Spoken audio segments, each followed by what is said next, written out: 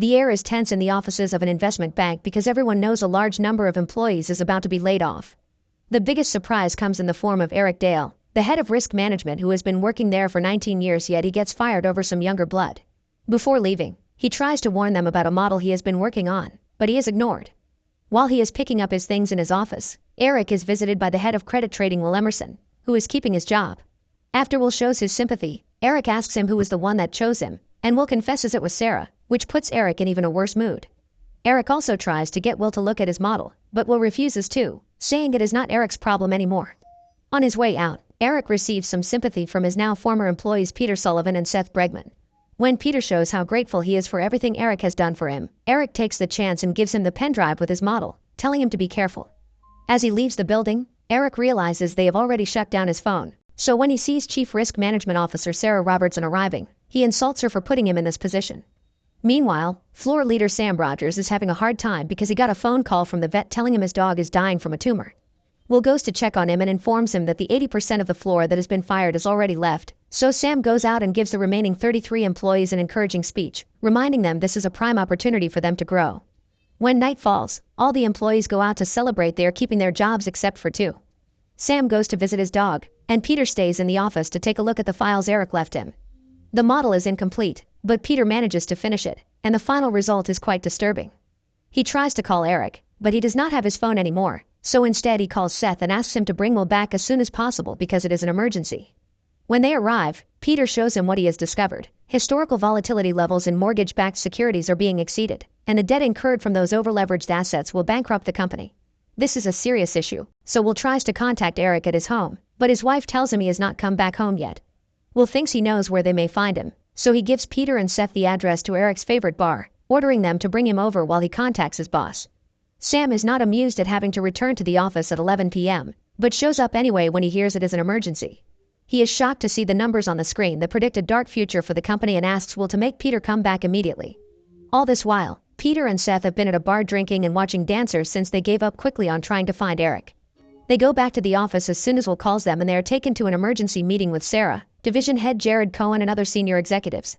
After checking Peter's credentials to know if his knowledge is trustworthy, Sarah informs Jared that while they will begin a thorough double-check of the files, she already can tell the information is accurate. Panicking at 2 a.m., Jared asks Sam how long it would take his people to clear everything from their books. Sam says it would take them weeks, but regardless of time, it is a bad idea because it would end the company's reputation. Sarah cuts in as well, explaining it would also take her a long time to calculate the value of these assets. The higher-ups are entering a complicated argument, so Will, Peter, and Seth are asked to leave the room. Jared insists they should sell everything, which Sam thinks is insane, so Sarah convinces him to wait 45 minutes while she goes over the information in detail before he takes any rushed decisions. Seeing as they will not find an easy solution, Jared decides to call their CEO.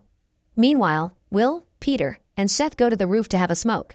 After joking about jumping, Will comments that things are a mess yet the higher-ups will still save the company because they always find a way not to lose money, even if that means screwing everyone else over.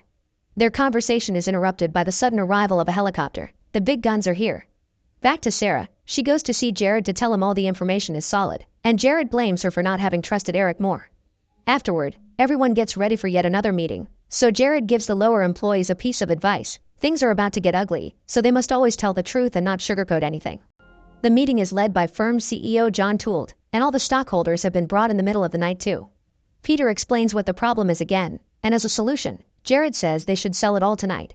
Sam clarifies that while this is indeed possible, they would be selling valueless assets through lies, so when the truth comes to light later, it would destroy the company's reputation and they would never be able to sell to these people again. This will kill the stock market for years.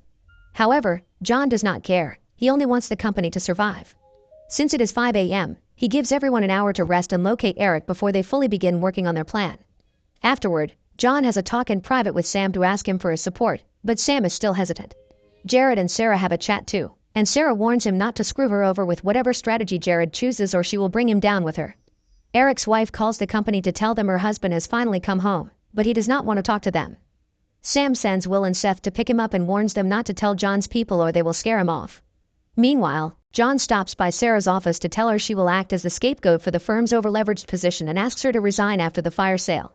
Sarah reminds him that she did try to warn him and Jared about this and was ignored, but John warns her she is not in a position to fight about anything. At least though, he promises to pay her well. In the garage, Will and Seth are waiting for a car when they are approached by Jared, who shares his and John's concern about Sam possibly not supporting the fire sale. He needs to know Will step up if Sam does not, but Will dodges the question by saying he is sure Sam will do the right thing. Some moments later, Will and Seth arrive at Eric's home, and Will proceeds to explain what is going on. He asks Eric to come back for just one day, but Eric refuses, only to see a mysterious car arrive. It is John's men, who are not willing to leave any loose ends. Will leaves Eric to speak to them with one final warning. If he does not accept their offer, they will fight him over the benefits they promised. On their way back, Seth asks Will if he will lose his job, and Will answer yes. At least Seth has some money in his account to last him a few months, but he worries about what will happen to normal people after this blows up. Will scolds him for such thoughts, reminding him he will not survive in this business if he worries about the normal people, who get angry at them when they make mistakes but live happily the rest of the time, thanks to their work. Back in the office, John approaches Sam with a generous money offer to get his support, but Sam repeats he is on the side of the company's future. Afterward, Sam is approached by Peter, who also wants to know if he will be fired. Sam says he probably will, but he will lose his job too, because nobody will be safe after this mess. Peter also wonders if this is the right thing to do, but neither of them knows for whom. Meanwhile, Seth is crying in the bathroom because he is worried about his future. Jared enters the bathroom too, but when Seth shares his concerns, Jared does not show any care. Afraid of losing all his benefits, including his health care, Eric ends up accepting to return to the company for a day. He meets with Sarah, who apologizes for everything and clarifies she did pass Eric's warning to Jared and John weeks ago, but she was ignored. A few moments later, it is time to get the plan rolling. Under Jared's vigilant gaze, Sam talks to his team and tells them they must sell everything before the day ends. As they can imagine, this means they will lose their jobs and possibly ruin their careers, so to keep them incentivized, the company will pay them a $1.4 million bonus for selling 93% of their individual assets. If the floor as a whole sells 93% of the entire thing, then that is an additional $1.3 million apiece. Sam also apologizes for everything, reminding them that this is unique for even someone like him, who has been working in this firm for 34 years, swearing he is proud of everyone in his team and that their talents have been used for the greater good. The traders immediately jump into action, selling to anyone that will give them the time of the day. Eventually, their counterparties become suspicious of such a sudden sale, so the firm begins selling with a heavy loss, but at least they are able to get rid of most of the bad assets.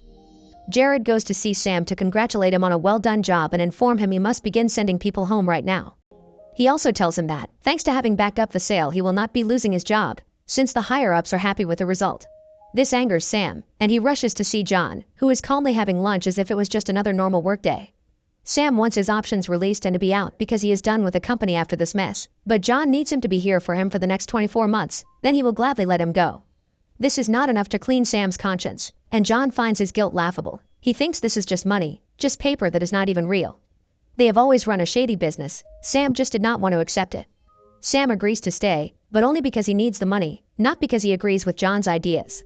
John is grateful and informs him that Peter not only will keep his job, but he is also getting a promotion.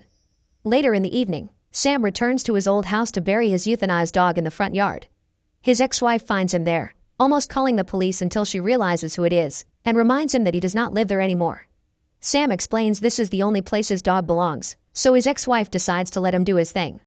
Before going back into the house though, she tells Sam that their son's firm also sustained heavy losses, but at least they survived without going bankrupt.